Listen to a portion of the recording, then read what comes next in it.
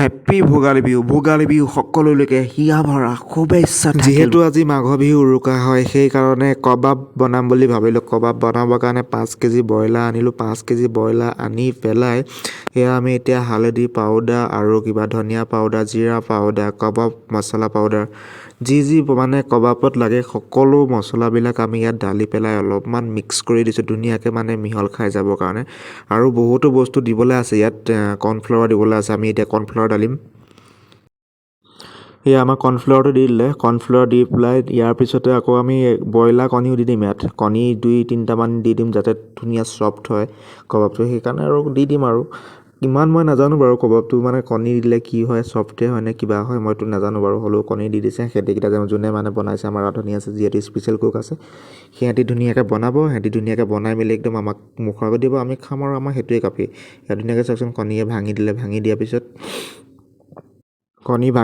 ধুনীয়াকৈ মেৰিনেট কৰিলে, ধুনীয়াকৈ মানে মিলাই দিছে আৰু মজা আছে। ইয়াত দেখিছে নহয় কিমান ধুনীয়াকৈ সুন্দৰকৈ মিলাই দিছে, মানে চাই লওকচোন কিমান ধুনীয়া সুন্দৰকৈ মিলাই দিছে। ইয়াত চাওক মিলাই মেলি অকণমান টাইম আমি ৰাখি দিম, যিহেতু অকণমান টাইম মিলাই মেলি ধুনীয়াকৈ 10 মিনিটমান ৰাখিলোঁ। তাৰপৰা আমি কেৰাহীটো উঠাই দিছিলোঁ। কেৰাহীটো যিহেতু গৰম হৈ গ'ল, গৰম হৈ যোৱাৰ কাৰণে আমি তেল দি দিলোঁ। তেল দিয়াৰ পিছত তেলটো গৰম হৈ গৈছিলে, সেইকাৰণে আমি মানে যোনটো আমি কবাব মিলাই থোৱা আছিলে মছলা চছলা দালি, সেইটো এপিচ দি চাইছোঁ মানে গৰম হৈছে নে। তাৰপিছত গৰম হৈছে যিহেতু আমি বাকী মানে কবাববিলাকো তাত দি দিছোঁ ধুনীয়াকৈ। চাওকচোন কিমান ধুনীয়াকৈ তেল গৰম হৈ গৈছে। আৰু সেয়া আমাৰ কাবাব বনি ৰেডি হৈ গ'ল, দেখিছে নহয়। মানে এইটো কিবা বুলি ক'লে হাফ ফ্ৰাই কৰি ৰাখিছে আৰু একবাৰ ফ্ৰাই কৰিব, তাৰপিছতে আমাৰ কবাব সম্পূৰ্ণ হ'ব।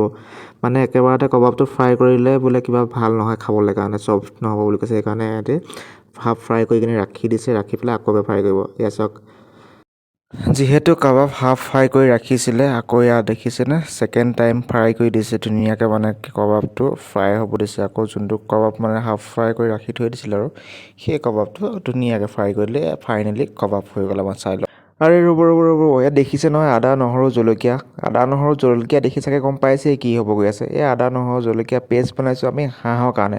যিহেতু আজি মাঘ বিহু উৰুকা হয়, মাঘ বিহু উৰুকা দিনাখনি যদি হাঁহ নাথাকে আৰু কি হ'ব ন।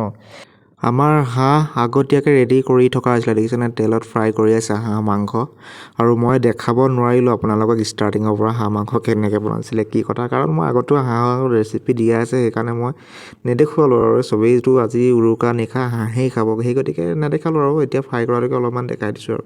দেখিছে নহয় হাঁহ কিমান ধুনীয়াকৈ ফ্ৰাই কৰি আছে। আৰু আমাৰ মেইন ৰান্ধনি মানে যোনটো আমাৰ হেড কুক বুলি কয় আমাৰ ৰুমত, প্ৰায় মানে মাংস চাংস মাছ আছে নে সিয়ে বনায় আৰু বহুত টেষ্টি বনায়। আৰু দেখিছেনে কিমান ধুনীয়া কালাৰ আহিছে হাঁহ, চাই লওকচোন কি মজা, মানে কিমান মস্তি কালাৰ আহিছে। আৰু উৰুকা নিশা যিহেতু অলপমানতো ফূৰ্তি হ'বই লাগিব ন, এনজয়টো হ'বই লাগিব, এনজয় নহ'লে ক'ত হ'ব।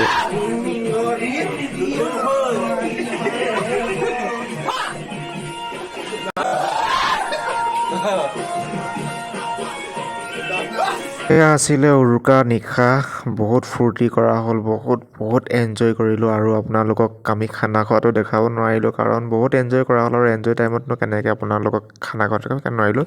আৰু মাঘ বিহু মৰ্ণিঙত আমি গ'লোঁ মাছ খাম বুলি, আৰু মাছ দোকানলৈ গ'লোঁ। মাছ দোকানত চাইছোঁগৈ মাছবিলাক কিন্তু ফ্ৰেছ হয়। মাছবিলাক আজি আহিছে, একদম ফ্ৰেছ মাছ আহিছে। আৰু চাওকচোন ইমান ধুনীয়া মাছ। কিন্তু আমি ভাবিছিলোঁ যে 5 কেজি 6 কেজি এটা ওজনৰ মাছ লৈ যাম বুলি ভাবিছিলোঁ, মানে এটাই 5 কেজি 6 কেজি। তাৰপৰা চাইছোঁ চব সৰু মাছ, মানে একদম ডাঙৰ মাছ নাই। আৰু এইটো চাওকচোন মোৱা মাছ কিমান ধুনীয়া, মানে একদম কিমান ধুনীয়া লাগিব, একদম গোটা ফ্ৰাই কৰি খাব, মানে একদম তেলত দি পেলাই ধুনীয়াকৈ ফ্ৰাই কৰি খাবলৈ। সেই ডাঙৰ দুটা মাছ লৈ আনিলোঁ 5 কেজি ওজনৰ, আনি পেলাই আৰু তেনেকেই তেলত ফ্ৰাই কৰি লৈ আহিলে, একদম ধুনীয়াকৈ মজাকৈ তেলত ফ্ৰাই কৰি লৈ আহিলে। ইয়াৰ পিছত আমাৰ মাছ ফ্ৰাই কৰি হৈ গ'ল, আৰু মাছ ফ্ৰাই কৰি হৈ গ'ল বাৰু। যিহেতু শাক পাচলি লাগিব, শাক পাচলিৰ কাৰণে কবি আলু মূলা কাটি ল'লে। তাৰপিছতে আমাৰ চালাড লাগিব, চালাডৰ কাৰণে আমাৰ ইয়াত দেখিছে নহয়, আমাৰ ইয়াৰ মহাৰাজে তিয়ঁহ কাটি আছে চালাডৰ কাৰণে। খানা আৰু মাঘ বিহু খানা বুলি ক'লে চালাডটো লাগিব না, চালাডটো নহ'লেতো একো ইণ্টাৰেষ্টেই নহ'ব। মানে চালাডটো একদম খানা বুলি ক'লে মেইনলি একদম হ'বই লাগিব। একদম চালাড তালাড কৰি পেলাই আমাৰ হৈ গ'ল চব ৰেডি হৈ গ'ল। ইয়াত চাওকচোন চব্জি হৈ গ'ল আমাৰ, কবি আলু মূলা আৰু মাছা মাঠি বনাইছে। চালাড হৈ গ'লে, চালাড দেখিছে পিঁয়াজ নেমু জলকীয়া ধুনীয়াকৈ হৈ গ'ল।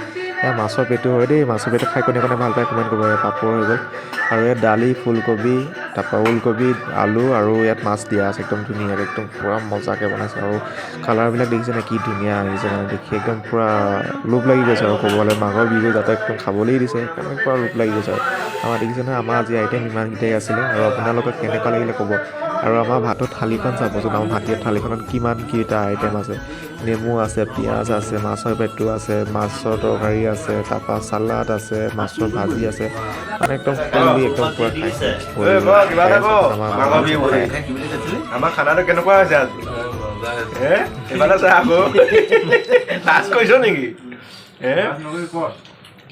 এতিয়া দেখোন বহুত কথা কওঁ। কেনেকুৱা হৈছে খানা? মাছ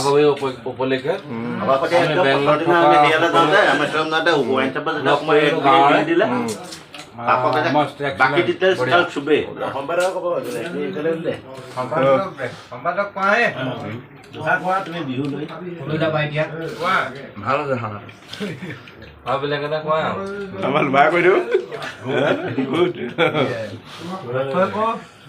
লগাই পেলাই হাতটো উলিয়াই কৈ দে এটা কিবা এটা আমাৰ ৰান্ধনি দেই মেইন কুক হেড আজি ভিডিঅ'টো ইমানলৈকে আছিলে। যদি চাই ভাল পালে লাইক এণ্ড কমেণ্ট কৰি দিব। পুনৰ লগ পাম এটা নতুন ভিডিঅ' সৈতে। তো আজিলৈ bye bye bye bye bye bye.